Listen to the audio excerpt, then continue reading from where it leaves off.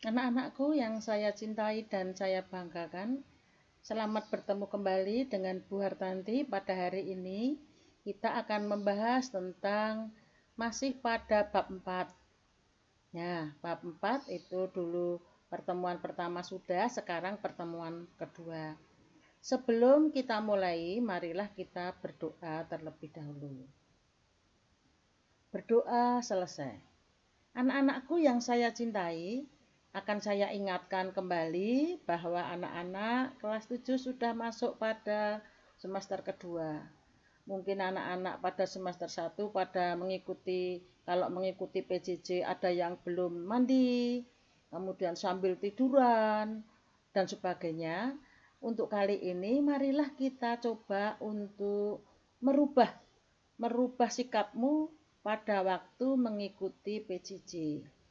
Anak-anakku yang saya cintai, selama ini kita mungkin mendengarkan dengan tiduran. Maka dari itu, marilah kita coba seperti kalau kita masuk sekolah. Jadi kita bangun pagi, kemudian mandi, kemudian pakai baju yang rapi, kemudian lagi terus sarapan boleh, kemudian kamu menata mejamu masing-masing. Meja tulismu kamu tata sehingga rapi dan bersih. Dalam mengikuti PJJ kamu punya semangat yang besar. Ini. Jadi kamu rubah ya anak-anak. Selain 3 protokol kesehatan yang harus kamu lakukan, itu tadi juga penting untuk kamu lakukan. Agar badanmu juga sehat, bersih. Nah, menjaga kebersihan. Nah, ini. Anak-anakku yang saya cintai, nanti kita akan melanjutkan pada bab 4. Bab 4 yaitu tentang keberagaman suku, agama, ras, dan antar golongan dalam bingkai Bhinneka Tunggal Ika. Seperti kemarin yang kamu lihat anak-anakku. Ya, bahwa di sini kita akan membahas keberagaman yang ada di Indonesia. Dalam gambar ini kamu bisa melihat ada pakaian yang bermacam-macam seperti yang kemarin kita bahas keberagaman suku. Nah, ada yang berpakaian ini, ada beberapa Minangkabau, ada Sulawesi, ada. Nah, di sini ada keberagaman dari pakaian. Tapi keberagaman suku tidak hanya pakaian, yang lain masih ada lagi. Anak-anakku yang saya cintai, keberagaman dalam masyarakat Indonesia mempunyai faktor penyebab keberagaman.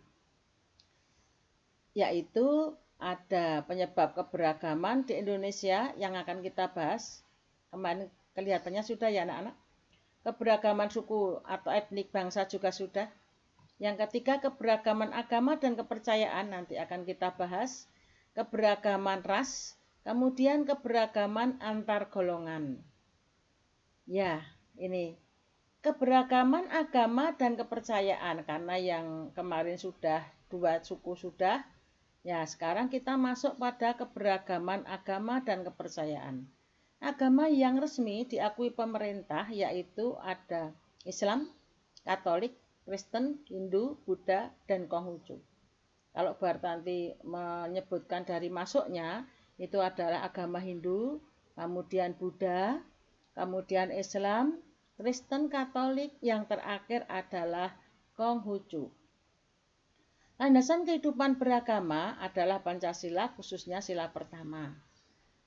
Kemudian pembukaan UUD 45 ada pada alinea ketiga, dan Undang-Undang Dasar Negara Republik Indonesia tahun 45 ada pada pasal 29 ayat 1 dan 2. Anak-anakku yang saya cintai dan saya banggakan, semua pemeluk agama dan kepercayaan yang berbeda hendaknya saling menghargai dan menghormati, serta tidak bersikap diskriminasi, dan setiap pemeluk agama berkewajiban menjaga kerukunan dengan menerapkan konsep trikerukunan beragama, yaitu kerukunan intern umat beragama, kemudian ekstern umat beragama, kerukunan antar umat beragama dengan masyarakat.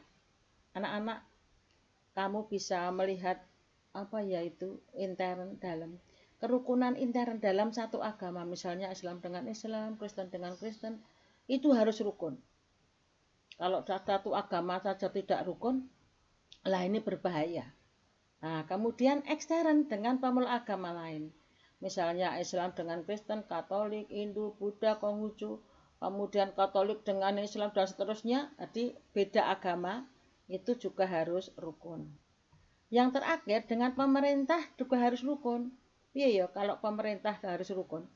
Jadi kita harus melaksanakan kebijakan-kebijakan atau keputusan yang dibuat oleh pemerintah. Nah, ini rukun dengan pemerintah. Yang keempat, keberagaman ras. Ras berasal dari bahasa Inggris race. Ras adalah golongan bangsa berdasarkan ciri fisik dan garis keturunan. Undang-Undang Nomor 40 Tahun 2008, penghapusan diskriminasi ras dan etnik.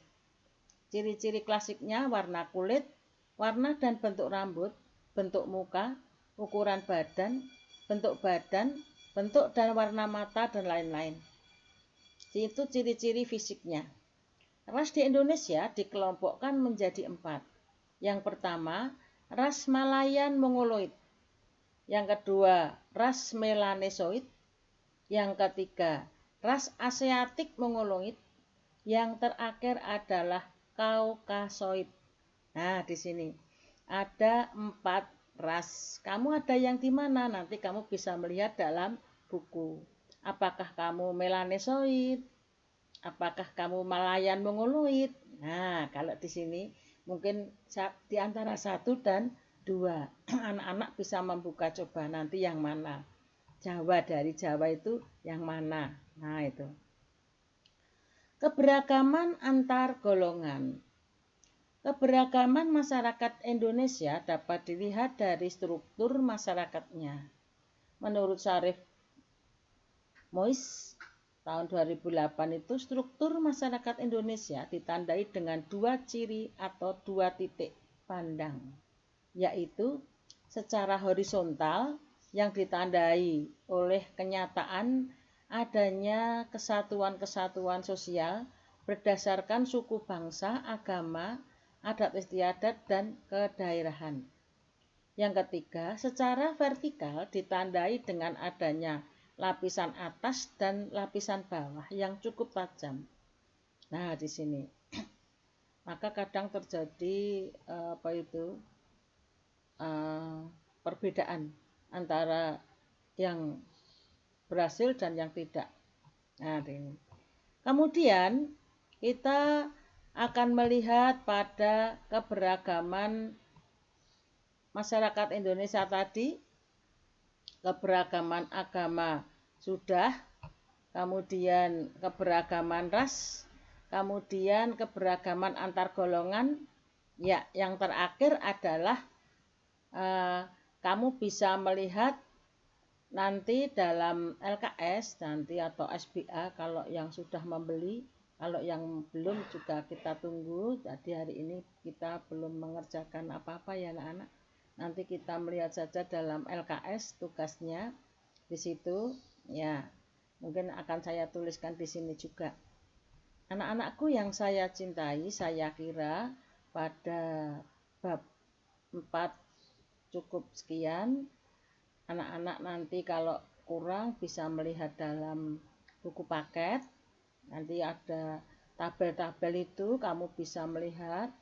Kemudian kalau ada agama itu hari besarnya apa, nanti kamu lihat semua ya. Nah, ini saya kira cukup. Selamat belajar di rumah, tetap semangat ya. Terima kasih.